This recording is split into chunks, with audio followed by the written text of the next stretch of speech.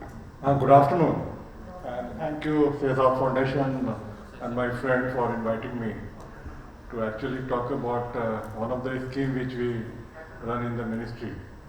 In fact, I belong to Ministry of Statistics and Program Implementation, which basically deals with the data.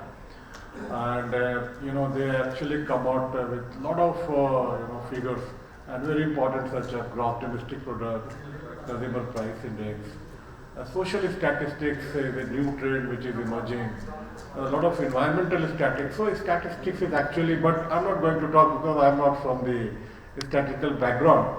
But I will talk about one of the schemes which is called Member of Parliament Local Area Development Scheme. In fact, I was discussing with Ajay that how, we can actually use some of the new technologies such as blockchain and all for better governance of the scheme. In fact, and as you know that there are large number of schemes which basically government runs, and there are still number of issues actually which actually goes on, implementing the scheme, especially with related to data information actually coming, collating, the release of the fund, and then, getting the reconciliations, and then further release of the fund. So I will limit my, discussion on the MP LAD, and will try to tell you what is MP LAD is all about, how we basically govern right now this scheme, and how the better governance could be through the blockchain, use of the blockchain technology. So MP LAD scheme started in 1993. It actually, started actually to support a member of parliament. In fact, to come up with the constituency-based local development. In fact, means if there is something, a small work, not a very large road projects or a large school building and all, but small things, whatever is missing in the maybe in a village or a town of his constituency, he can actually undertake that work, because there is no such scheme, in fact, in the state government or at the, which touches across all the sectors. There are schemes such as Narega, there are schemes such as for the road and health and sanitations and all. But this scheme MPLAD actually touches all the sectors. That is one of the important things. What we basically do, we basically provide 5 crore rupees to each MP in 2 installments. And the government of India says that you don't release one installment of 5 crore.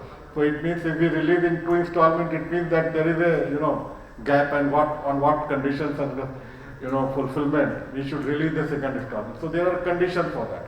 And all these things actually relate to the information coming from the district and again releasing.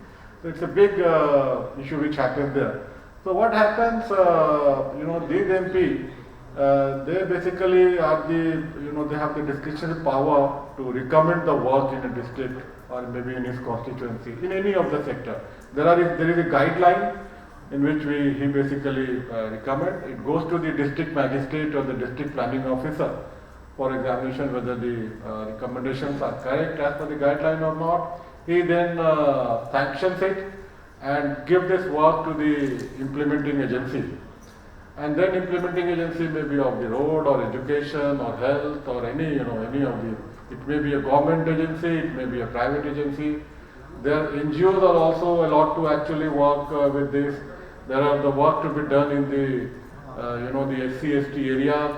So many variations are there, and each variation actually has a, important point to, in fact, come up with some kind of information. And these implementing agencies finally hand over this work once it is completed to the user agency actually for the community to use. And whether these assets which is created under the SPLAT is being used by the users, and that is the main prime objective of this.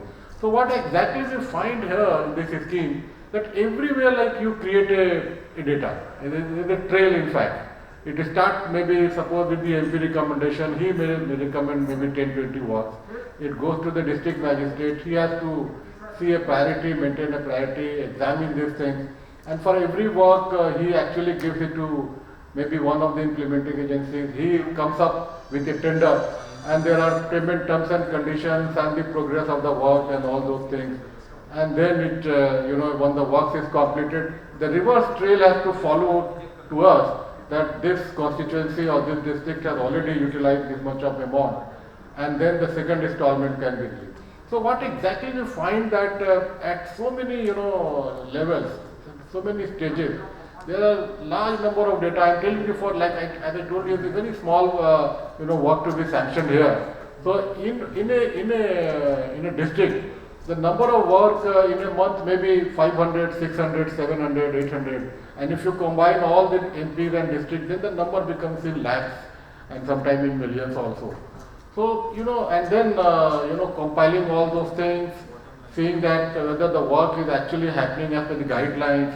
So there are so many issues. We have in fact system. We have a portal as like all other government schemes and all. But we really find there's a lot of issues. In fact, it is not allowing us to govern the scheme, digitally. In fact, you just can't sit and do everything on the computer. In fact, digitally. And there are a lot of issues. There are issues of reconciliation. There is a monitoring happening. Whether the monitorings are taking place, whether the actions, decisions taken in the meeting. These are the actionable points are being implemented or not, who is monitoring, whether the implementing agencies or the district authorities are going for the inspections, what inspections they have done, what report is coming, whether those recommendations have been implemented or not. So everything is actually very scattered at different places, and the collation of information at the ministry level, even at the portal level, I will find there's a lot of issues. There are some, some figures which are fed by the district authority, maybe by some of the, the village